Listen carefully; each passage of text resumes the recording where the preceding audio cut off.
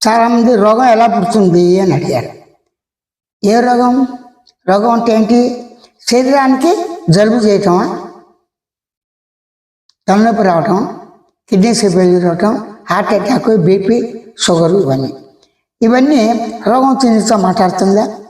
Heart చిన్నతో మాట్లాడుతుందా? Kidneys మాట్లాడితే, ఊపిరితిత్తులు మాట్లాడు. ఇప్పుడు మాట్లాడేవాడి శరీరానికి నొప్పి ఉంది.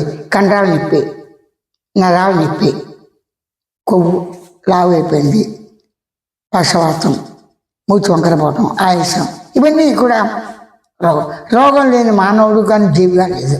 ప్రస్తుతం మానవులు కాబట్టి మనందరికీ హాస్పిటల్స్, వాటి దగ్గర ఇంగ్లీషు, ఆయుర్వేదం, హోమియోపతి, అలోపతి రకరకాలు ఉన్నాయి కదా. మూలికలు, అనేక రకాల పంట, ఇది అనేక రకాల వైద్యం ఉంది. ఈ వైద్యం అంతా ఎక్కడి నుంచి వస్తుంది? ప్రకృతిలో ఉండే వృక్షాల ద్వారా, ఆకుల ద్వారా జీవితం తీస్తారు. మానవుడి శరీరం నుంచి కూడా భస్వాన్ని చూసి హోమియోపతి వచ్చింది. అన్ని శాస్త్రమే మితంగా చేసుకోవాలి. బట్ట తగిన విధంగా, గూడు తగిన విధంగా, ఆహారం తగిన విధంగా, వాళ్ళకి నిద్ర తగిన విధంగా పరిమితంగా ఉంటూ, నేను ఎవడను, నాకు నొప్పి వచ్చింది, నొప్పి ఎలా తగ్గుతుంది? నొప్పి ఎలా తగ్గుతుంది? స్వయం హీలింగ్ అంటే తను చికిత్స చేసుకోవాలి.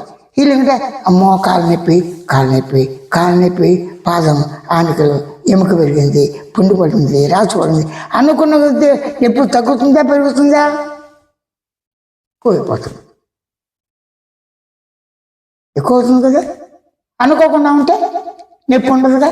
అంటే అనుకునే నొప్పి అనుకోకుండా ఉండేవాడికి ఎవడూ ఉండేది. నా వరకు నేను ఉండలేను, మీరు వింటూ ఉండండి చేతంతో. అక్కడ మహాత్మ ఎంతల వారైనా దేవదృష్టితో ఉన్నప్పుడు అన్నీ ఉంటాయి, సామాన్యులాగానే ఉంటాడు.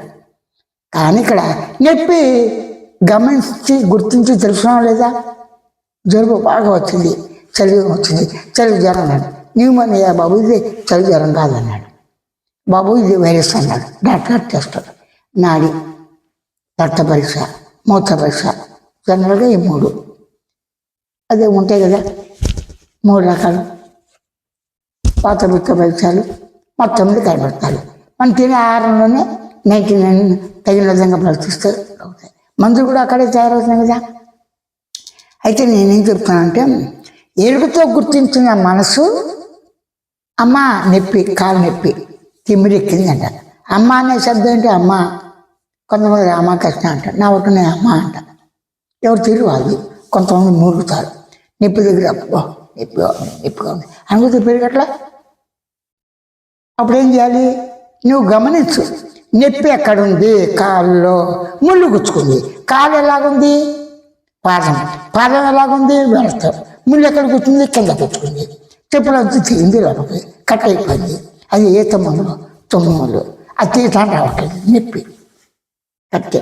కానీ ఆ నొప్పి వచ్చి నీతో మాట్లాడితే, నరాలు మాట్లాడే, కన్ను మాట్లాడితే, పాదం మాట్లాడితే, అప్పుడు పంచభూతాల్లో వాయు కణాలు, అగ్ని కణాలు, జల కణాలు, భూ కణాలు అన్నీ కలిసి ఆ క్రమబద్ధలో అన్ని జీవరాశులతో పాటు మన శరీరంతో పుట్టాం. ఆ నొప్పిని గమనించి గుర్తించు కోరుకుంటూ. నొప్పి ఎలా వచ్చింది? ఆకాశ సహిత పరమాణువులతో.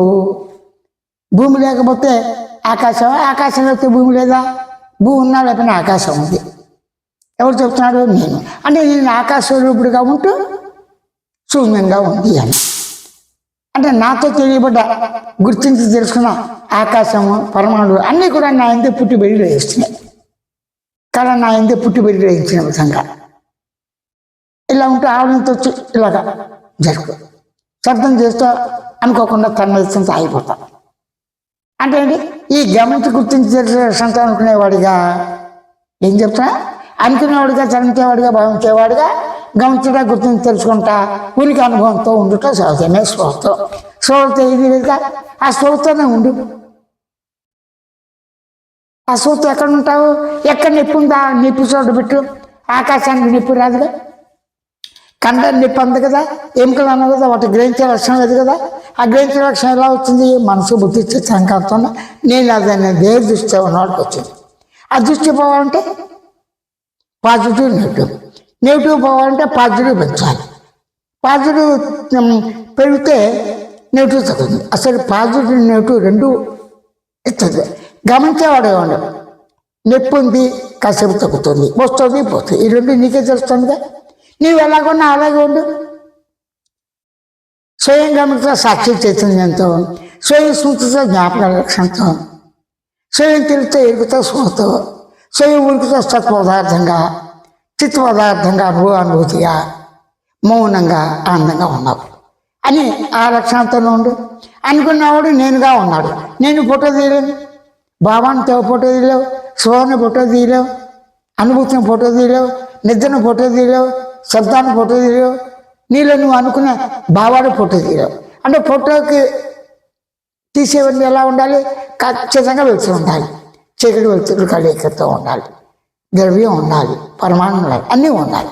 అన్ని అనుభూతులు ఉన్నాయి. ఏ అనుభూతిని చెప్ప తీపి ఎలా ఉంది అనుభూతి నిర్వచించు, పోలిస్తాను.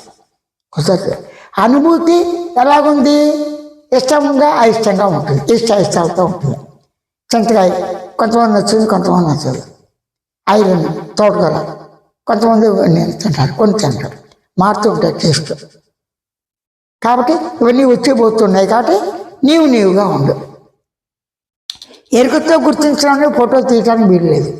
ఎరుకతో గుర్తించిన శరీరం ఫోటో తీయచ్చు, ఎరుకను ఫోటో తీయలేదు కదా. జ్ఞానంతో గుర్తు తెలుసుకుని గమనించిన దాన్ని సాక్షి చైతన్యాన్ని, తెలివిని, స్వయం జ్ఞానాన్ని, స్వయం శబ్దాన్ని, స్వయం ఉనికిని, స్వయం అనుభూతిని, మౌనాన్ని ఫోటో తీయలేరు, ఆలోచన ఫోటో తీయలేరు, కదిలికి ఫోటో రాదు. దేవదృష్టి వచ్చినప్పుడే వస్తుంది. అంటే ఉంది లేదు, ఉండి లేకుండా ఉన్నాయి. అన్నికి అర్థమైంది కదా. అప్పుడు అలాగే ఉండు.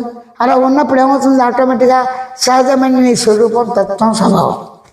మనందరి సహజ స్వరూపం, నిజ వాస్తవ స్వరూపం ఎలా ఉంది? సత్యార్థ పరిపూర్ణ మౌనంగా స్వేచ్ఛతో ఉన్నాము. అదే ఆత్మ లక్షణం, బ్రహ్మ లక్షణం.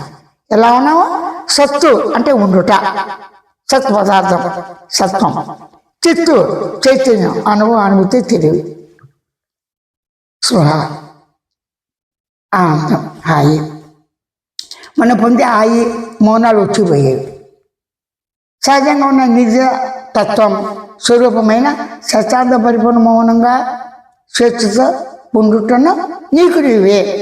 స్వామి నీకు చైతన్య స్వయం కృపతో, స్వయం ప్రబోధ సూచనతో, స్వయం బోధ సూచనల స్వయం అవగాహనతో ప్రత్యక్ష అనుభవమే.